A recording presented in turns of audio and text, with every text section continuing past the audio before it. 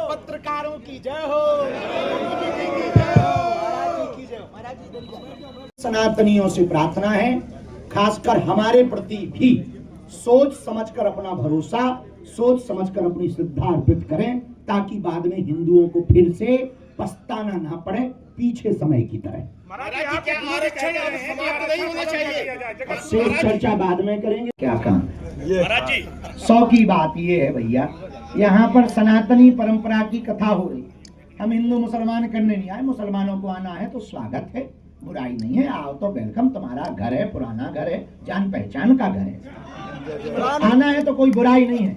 लेकिन यदि तुम्हें हिंदुत्व से परहेज हो तो तुम्हें आने की जरूरत क्या है? घर पे ही टीवी में हमारे प्रवचन सुनो, हम ऐसा शीशा भरते हैं बेटा प्रवचनों में ही कि तुम घर पर ही फुदकोगे। दूसरी बात, हम जब काबा नहीं जा रहे तो तुम बाबा के यहाँ क्यों आ रहे? 15 फरवरी को 300 बेटियों का विवाह है।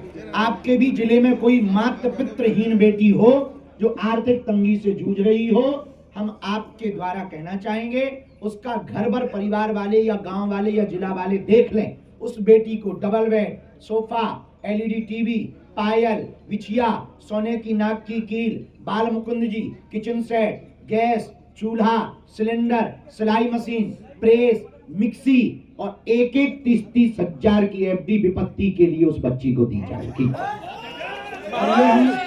ये हम अपने द्वारा नहीं, हमें जो सनातनी हिंदू चढ़ावा देते उसी को हम साल भर जोड़कर रखते। इस बार 300 बेटियों का कर रहे हैं।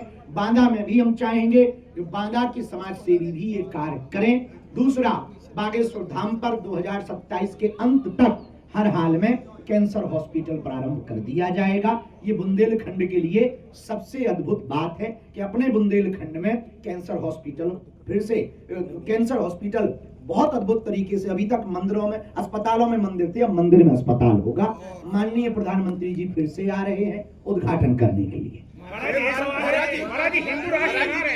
जा रहे और अपनी खिचड़ी खा के खिचड़ी वाले बन पा रहे, और उनके बारे से चाउमीन, पिज्जा, बर्गर वाले बनते। तो हम यही चाहते हैं इस देश में शिक्षा नीति में सुधार हो, लेकिन उसके लिए सरकार भर का कदम नहीं हो सकता। हम लोगों को भी वो कदम आगे बढ़ाना पड़ेगा।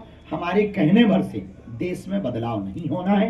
प्रत्येक व्यक्ति को ऐसी विचारधारा से भरपूर होना पड़ेगा, तभी प्रदेश में, उत्तर प्रदेश में बदलाव होगा, तभी मध्य प्रदेश में बदलाव होगा, तभी देश में बदलाव। ये दुर्भाग्य की बात है कि बांदा का युवा पलायन कर रहा है। हम प्रार्थना करेंगे कि युवाओं, बहुत से रास्ते ऐसे हैं, उन रास्तों पे चलना प्रारंभ करो, अपना खुद का मार्केट बनाओ, खुद के बिजनेस पर आओ। भगवान ने चाहा तो तुम्हें बांदा में जाने की आवश्यकता नहीं, बांदा ही एक दिन युवाओं को यहाँ पर प्रेरित करके बुलाएगा।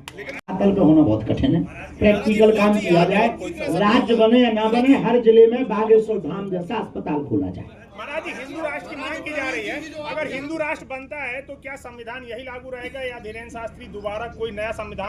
कोई नया संविधान, हम संविधान विरोधी नहीं, हमारे पूर्वजों ने संविधान स्वीकार किया है, यही संविधान रहेगा। संविधान में 1% भी परिवर्तन नहीं होगा।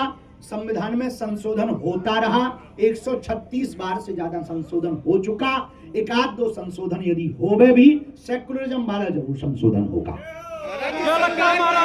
संविधान को बदलने की आवश्यकता नहीं है, संविधान यही रहेगा, यही चलेगा। और जो संविधान को मिटाने की, संविधान को बदलने की या डॉक्टर भीमराव अंबेडकर पर टिप्पणियां करते हैं, हम एक बात बहुत अच्छे से कह सकते हैं, कहीं ना कहीं ये कुंचित और छोटी मानसिकता की विचारधारा है। संविधान हम सबके पूर्वजों ने स्वीकार किया, तो हम लोगों का भी वो दायित्व है। सनातन धर्म में रहते हुए जाति,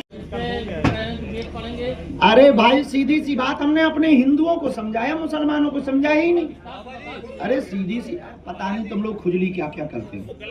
हमने सीधा बताया, सनातनीय संस्कृति में हम गुरुकुलम की स्थापना धाम पे कर रहे हैं। गुरुकुलम की स्थापना कर रहे हैं बहुत छोटे से, 4-6 कमरों से। तो उन्होंने कहा कि क्या किया जाएगा? उनका वेद पढ़ाए जाएंगे। बोले वेद क्यों पढ़ाए जाएंगे? हमने सीधा सा जवाब पत्रकार को दिया कि हमारे हिंदुओं के बच्चे जावेद और नावेद ना पढ़े बने, इसलिए हम वेद पढ़ा रहे हैं। अब क्या गलत कह दिया? 100 का सीधा सिद्धांत कह दिया।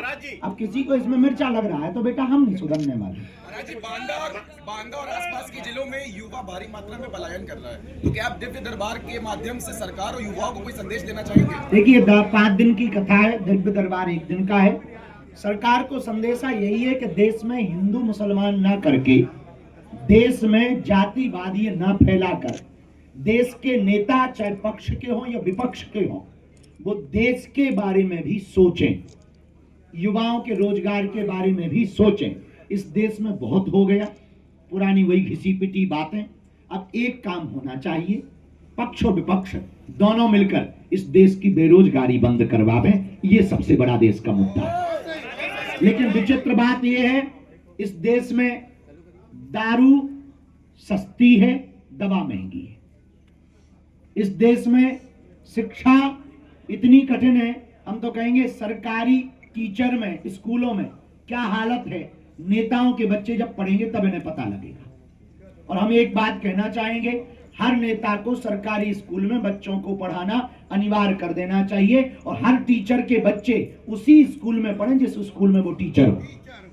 शिक्षा में भी सुधार होगा और उनके बच्चों में भी सुधार होगा। उनके बच्चे तो पढ़ते भैया हॉस्टल में। अपने बारे